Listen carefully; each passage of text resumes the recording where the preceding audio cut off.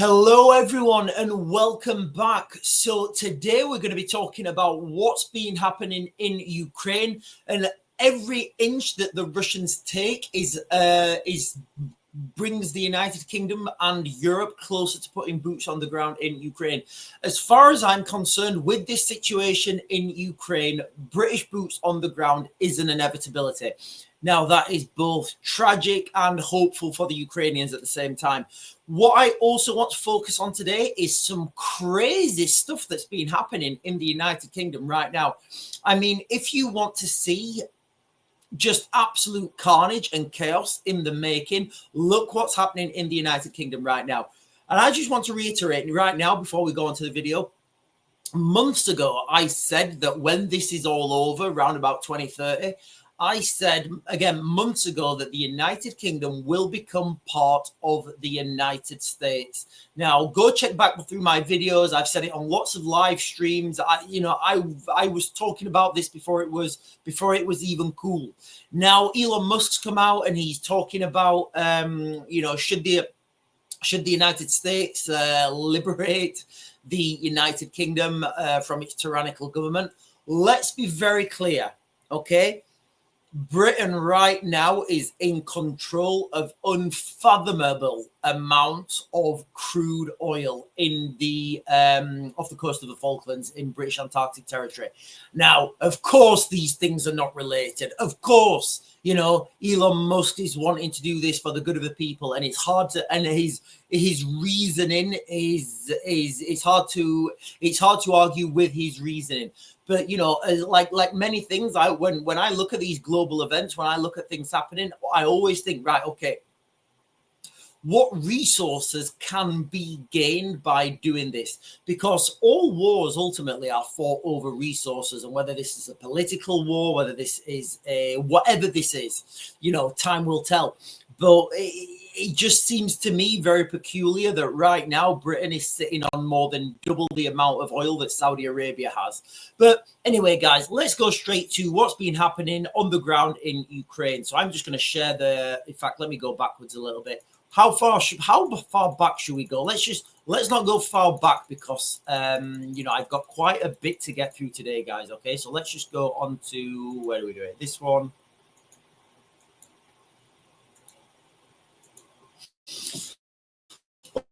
Okay, so we've got the share map here. This is from the 3rd of December, so a little bit over a month ago. Right, the key towns here to look at is Pokrovsk and this area here of what's that called? Krakow, and then you've got Valyeka Novosilka, sorry. So I'm just going to fast forward and then I'm going to explain what's happening on the ground right now. So obviously, I mean, look at the amount. Let me just do that again, actually. Look at the amount of ground here that the Russians are taking. And if anybody thinks that the front line is holding in Ukraine, please explain to me how the front line is actually holding.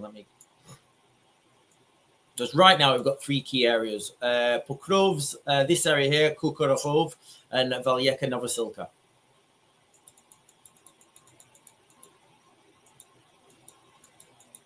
Again, when people talk about could the front line collapse in Ukraine, like it collapsed months ago.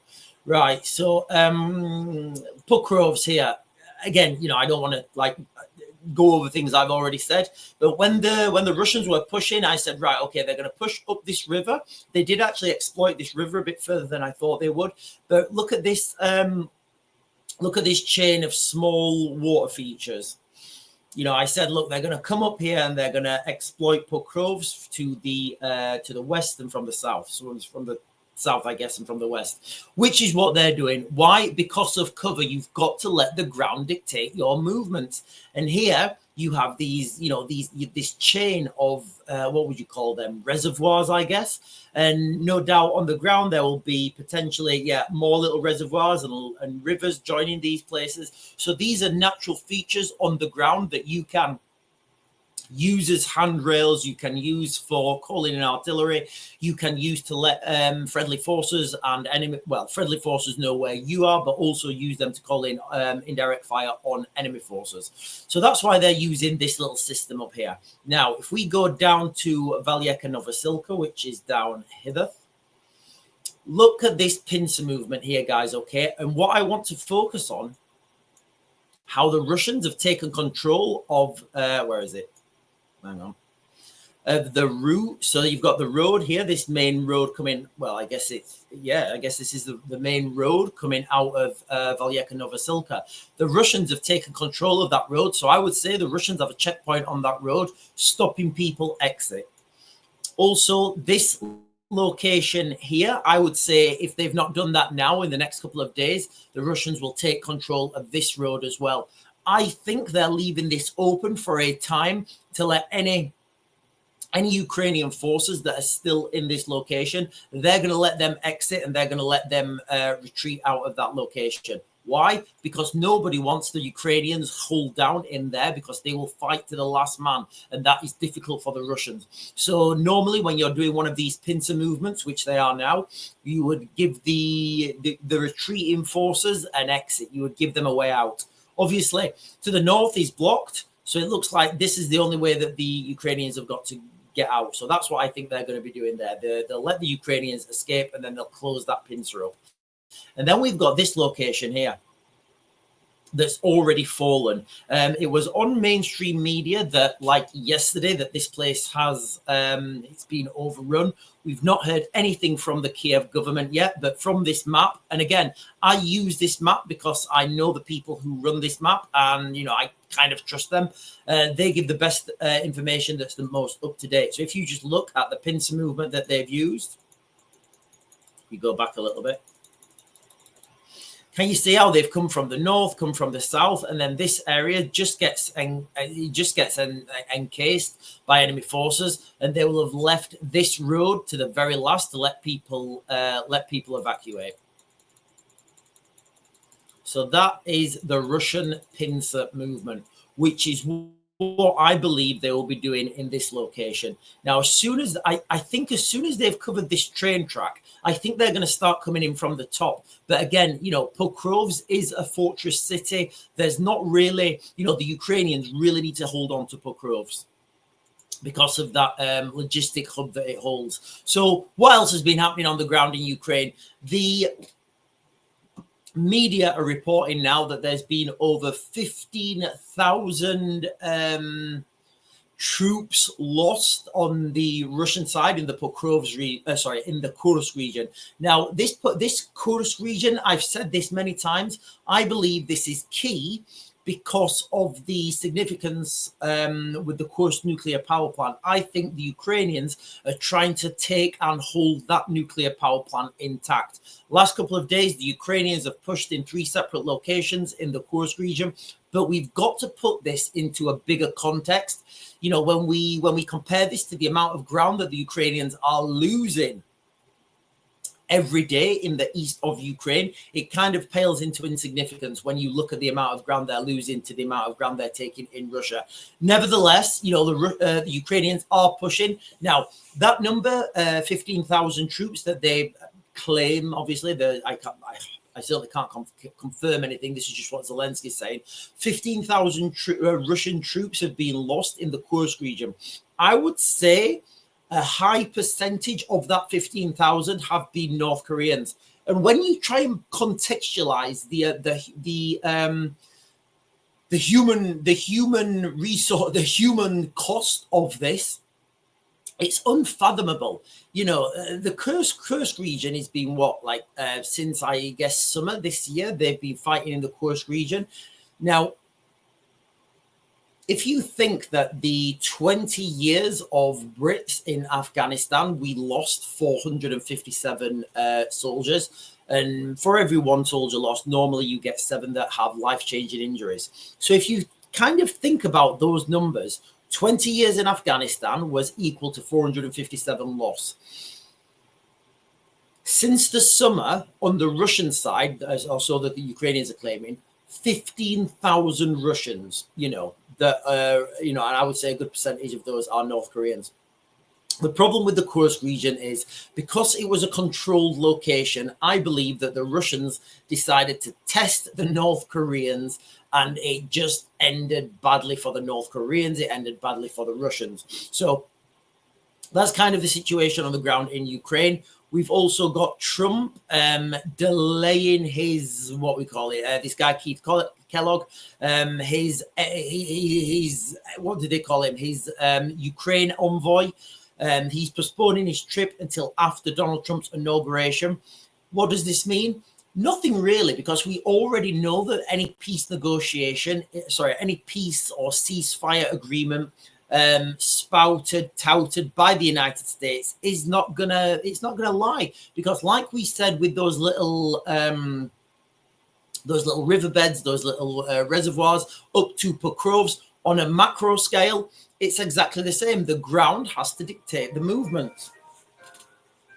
The ground has to dictate the movement. So when we look at this situation, we think, right, okay, at what point would Vladimir Putin accept or even think about entering into peace negotiations or a ceasefire negotiations or further diplomatic means?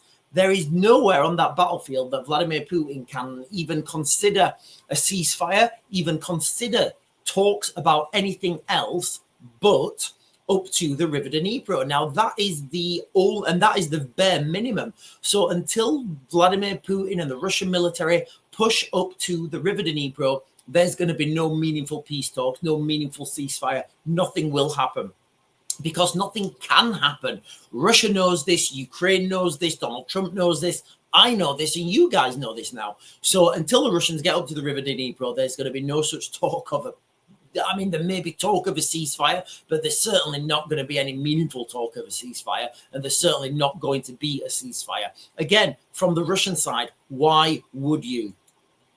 So I'm going to leave it there with the with Ukraine at the moment, guys. The situation, it's not getting any better for the Ukrainians. The Russians are taking ground every day. Right, I've got a couple of videos to show you now, guys.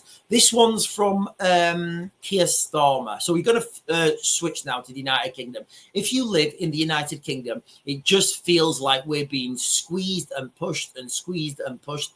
And it feels like the government, our leadership, just do not understand why people are so angry about the situation in the UK at the moment. So let me just share this video real quick with you. It's like 30 seconds.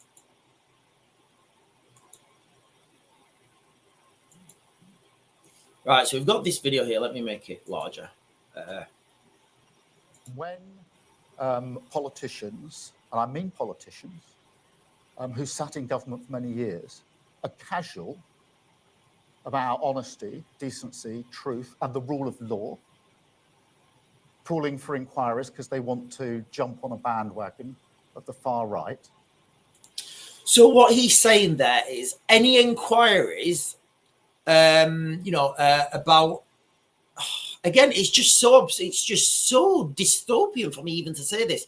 What he's saying there is, if you're calling for an inquiry into these rape gangs that had saturated the United Kingdom, that is a bandwagon that is a far right bandwagon. Now, what he's tacitly also agreeing to there is, if you agree with this sort of stuff and you think, rape gangs is, if you roll with rape gangs and you're okay with that, then what he's saying tacitly is again, do you know what? I'm not even going to say that. I'm going to say, is he tacitly saying that people on the far left agree with rape gangs cruising around the United Kingdom, operating with impunity? And that affects politics, because a robust debate can only be based on the true facts. You see this, and what he's saying there is a robust debate can only be based on the true facts. But if you want the true facts, you're on a far right bandwagon. Literally in 30 seconds, can you see the problem that we have in the United Kingdom right now? When we get people like Elon Musk calling for liberation, I kind of have to agree with that. Let's just listen to this again. And just listen to those key points, okay? He's saying that if you're calling out, if you want an inquiry, so basically, if you want the facts about these rape gangs that were operating in the United Kingdom, if you want the facts, you're jumping on a far right bandwagon. And then he's also saying, we should have discussion with the facts, but also we shouldn't have the facts because that's far right. Just look at the contradiction in his statements and just look at his face, guys. Is that a guy who thinks he believes what he's saying, or does he know something deeper? Politicians, and I mean politicians, who sat in government for many years, are casual about honesty, decency, truth, and the rule of law, calling for inquiries because they want to jump on a bandwagon of the far right. So there you go, guys. Again, if you're calling for an inquiry, if you want the facts, you're jumping on a bandwagon of the far right. But then that affects politics, because a robust debate can only be based on the true facts. So literally in the same sentence, he's saying, if you're calling for an inquiry so we get the facts, you're far right. And then he's saying because only a robust debate we can only have a robust debate with the true facts. So what is it? Do we want the facts, or are the facts part of the far right? And the argument in not releasing this inquiry is that there's already been inquiries done and there's already been X, Y, and Z. Yes, that is true. But none of these inquiries, they looked at the wrong things, and what they're saying is, look, people should be going to jail for this. I want, they should be going to jail for this. People should be locked up for a long time. People were complicit because all this sort of stuff will be documented. I can tell, I live just outside Rotherham. I grew up in Rotherham, and I could go and find people right now who could give you names, dates, times, places, who they spoke to in the police force, and that nothing was done. And once you start these inquiries looking for people, and those people who were in charge and those people who were brushing things under the carpet, that's what they're trying to avoid, in my opinion. That's what they're trying to avoid, because I think they understand that a lot of, well, I'm not going to speculate, but I'm going to speculate because that's why you guys are here. So this is wild speculation now, guys, okay? Bordering on, of course, conspiracy theory for entertainment purposes only. It could be the case that some people may argue that they're trying to not have this inquiry because a further inquiry would look at who is to blame, and this could be potentially traced back to sitting politicians who were then councillors at the time, or people in the Labour Party, or people in high-ranking roles who potentially swept this under the carpet. Remember, nothing is hidden anymore. You can't hide this sort of stuff. Somebody will do this independently. There'll be independent media doing this because you cannot hide this anymore. There's too much open source media. There's too much social media. I can sit here and broadcast to you guys whatever I want. I can go and speak to these people, and I could correlate this and put this together in some sort of expose. And what that would do is that would give breadcrumbs for other people to join these dots. The problem here, guys, is this information will come out at some point. And it will come out, and it's going to come out in the worst way possible. And I really do think, and like I've said months ago, I think when all this is over, the United Kingdom will become part of the United States. I really do believe that. So let me show you guys another short video on what's been happening in the United Kingdom. So this is kind of a follow-up video to Keir Starmer's statement. Let me just bring that back. Right, so this was, Labour MPs shout shame at Shadow Home Secretary Chris Philip as he says it's not far right to stand up for the victims of mass rape. Just digest that sentence for a moment, guys, okay? Labour MPs shout shame at the Shadow Home Secretary Chris Philip as he says it's not far right to stand up for victims of mass rape. So if Labour are shouting shame for standing up for these victims, then obviously it would not be shameful if nobody stood up for these. Can you see where we're going in the United Kingdom right now? So let me just we'll watch this video. Just say in that vein, a word on the Prime Minister's comments this morning. It is not far right to stand up for victims of mass rape. And smearing people. Order. It's those concerns. People want to hear the statement. Crystal. Smearing people who raise those issues is exactly how this ended up getting covered up in the first place. Just say So what he's saying there is, well, yeah, I'm not going to, I'm just conscious the video's getting on, guys, okay? So what he's saying there is, it's not far right to stand up for these people. It's not far right to stand up for the most vulnerable in our society. And it's not. I would like to know who, like the names and the constituents of those people who were shouting shame. Like, how can that be shameful? How can standing up for mass rape victims, how can that be shameful? It's like, at what point do we just think, oh yeah, it is shameful? Now, I'm going to share this article with you again because it's this thing about truth and what is the truth and what lies do we mean? Starmer attacks those spreading lies on grooming gangs. So what is the truth then? So he's not telling us the truth.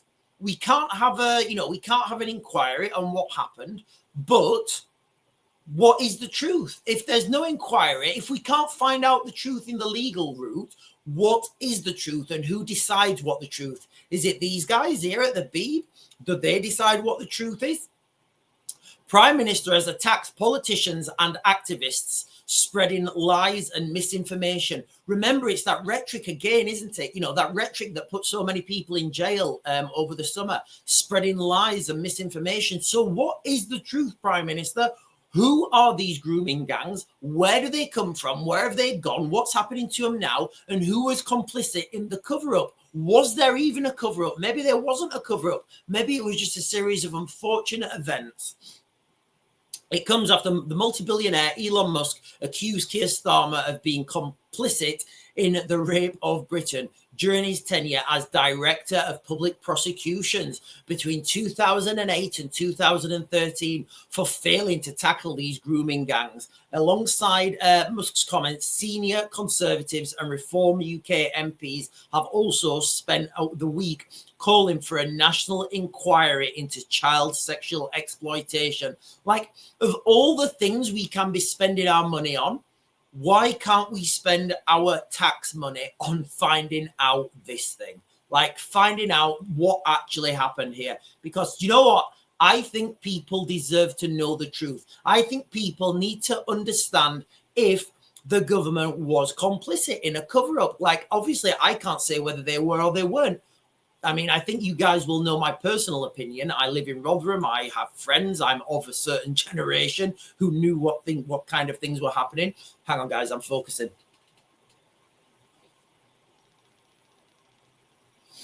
So we're being withheld the truth and we're being told not to spread lies and misinformation.